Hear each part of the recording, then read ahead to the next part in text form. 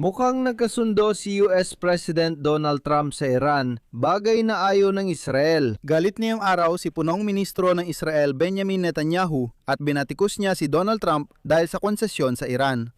Nagkaroon ng agarang pag-uusap sa telpono sina Trump at Netanyahu tungkol sa magiging kinahinatnan ng sigalot sa Iran.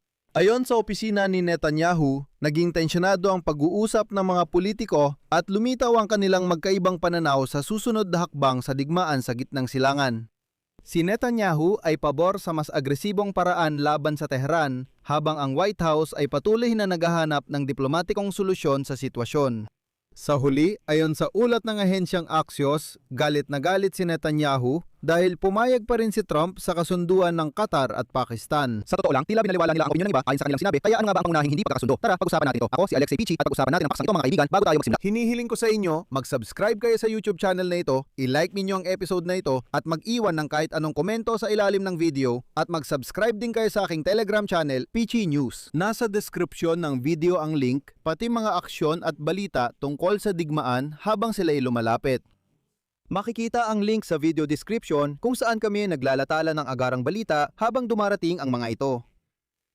Ayon sa media sa Estados Unidos at Israel, tinalakay ni na Pangulong Trump at punong ministro Benjamin Netanyahu ang mga bagong pagtatangkang makamit ang kasunduan sa Iran sa isang mahirap na tawag sa teleponyo. Kasabay nito, sinabi ng isa sa mga source na pagkatapos ng pag-uusap at ito ay isang sipi, tila nag-aapoy sa galit si Netanyahu. Ibig sabihin, labis siyang nagningit-ngit matapos ang pag-uusap.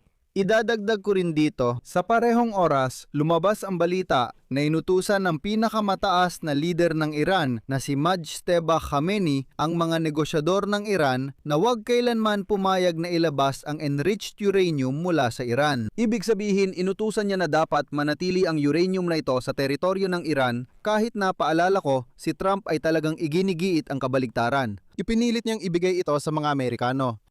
Ayon sa mga source, naganda ang Qatar, Pakistan at iba pang regional na tagapamagitan ng binagong memorandum para sa kapayapaan para mapagtagumpayan ang hindi pagkakaunawaan ng Estados Unidos at Iran. Kasabay nito, nag-aalangan si Donald Trump sa utos ng malawakang pag-atake sa Iran at nais makipagkasundo. Si Netanyahu ay labis na nagdududa sa mga negosasyon at sa halip ay nais muling simulan ang digmaan upang lalo pang pahinain ang kakayahang militar ng Iran at pahinain ang rehimen sa pamamagitan ng pagsira sa mga pinakamahalagang infrastruktura nito. Paulit-ulit sinasabi ni Trump na posibleng magkakasunduan pero handa siyang muling magpasimula ng digmaan kapag hindi natuloy. Sabi mismo ni Trump, ang tanong ay kung tatapusin natin ito o pipirma sila ng dokumento. Tingnan natin ang mangyayari. Nasa bingit ang Estados Unidos at Iran ng kasunduan o muling pagsiklab ng digmaan. Ang mas masakit pa, hayagang sinabi ni Trump na, at ito ay CP, gagawin ni Netanyahu ang lahat ng gusto ko tungkol sa mga pahayag. Nabanggit ko maganda ang relasyon nila. Pero si Trump ay hayagang ininsulto si Netanyahu at sinabi niyang gagawin niya talaga, wala siyang pakialam sa opinyon nito. Nagkaroon dati ng hindi pagkakaunawaan ang dalawang lider tungkol sa Iran, ngunit sa digmaan ay tuloy ang maigpit nilang koordinasyon. At ayon sa mga source, ang Pakistan, Qatar, Saudi Arabia, Turkey at Egypt ay ilang araw nang nagtatrabaho para linawin ang panukala para maresolba ang hindi pagkakaunawaan sa pagitan ng US at Iran.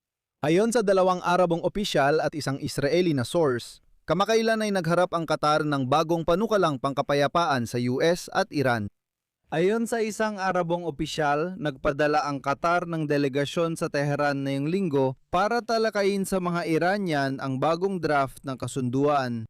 Gayunpaman, sinabi ng Ministry ng Ugnayang Panlabas ng Iran nitong Miyerkules na nagpapatuloy pa rin ang mga pag-uusap, ngunit ito ay isinasagawa lamang batay sa 14 na puntong panukala ng Iran. Nasa Tehran ang ministro ng Panloob ng Pakistan para tumulong sa mga pagsisikap na mamagitan. Sabi ng Qatar, nag-alok daw sila ng sariling kasunduan at tinatalakay ito sa mga Iranian. Ayon sa mga Iranian, magpapatuloy lang sila sa negosasyon batay sa kanilang mga hinihingi. Layunin ng bagong pagsisikap na makuha mula sa mga Iranian ang mas malinaw na pangako hinggil sa mga hakbang sa kanilang programang nuklear. Dayon din, makakuha mula sa Estados Unidos ng mas detalyadong impormasyon kung paano unti-unting mailalabas ang mga nakapirming ari-ariya ng Iran. Sa ngayon, di pa tiyak kung tatanggapin ng mga Iranian ang bagong panukala o babaguhin ang posisyon nila.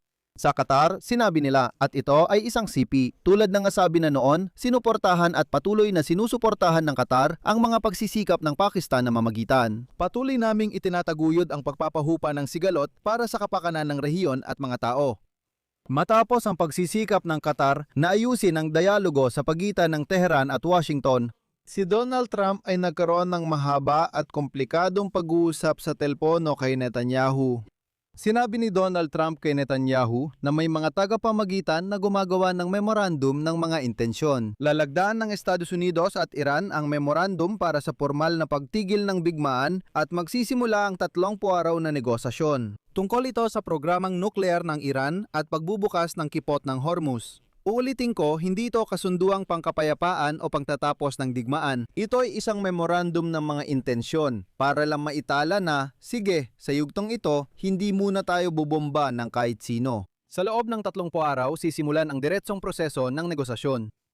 Nagkaalitan sina Trump at Netanyahu tungkol sa mga susunod na hakbang. Sabi ng source sa Amerika, matapos ang usapan, parang nagliyab ang buhok ni Bibi. Idiomatic expression lang yon. Ibig sabihin, sobrang galit siya na parang nagliyab ang buhok. Ipinabatid ng embahador ng Israel sa Washington sa mga mambabatas ng Amerika ang pag-aalala ni Netanyahu tungkol sa tawag na yon. Labis na nababahala si Netanyahu sa mga naunang yugto ng negosasyon kahit hindi natuloy ang kasunduan. May ilan ding nagsasabing palagi naman siyang nag-aalala kahit walang malaking nangyari. Sasabihin ko agad, may malinaw na nangyari. Mahalaga ring maintindihan ang konteksto ng negosasyon. Ayon sa kinatawan ng ugnayang panlabas ng Iran, para magtagumpay ang negosasyon, dapat itigil ng US ang pamimirata sa mga barko ng Iran at i-unfreeze ang mga pondo nito. Kailangan ding itigil ng Israel ang digmaan sa Lebanon. Ito ang mga pangunahing kondisyon para magsimula ang negosasyon.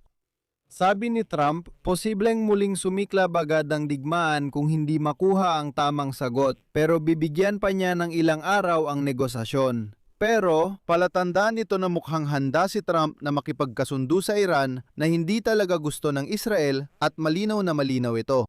Ang totoo, pagkatapos mismo ng pag-uusap kay Donald Trump, inihayag ni Netanyahu na gusto niyang agarang pumunta sa Washington sa mga susunod na araw para sa personal na pagkikita kay Trump.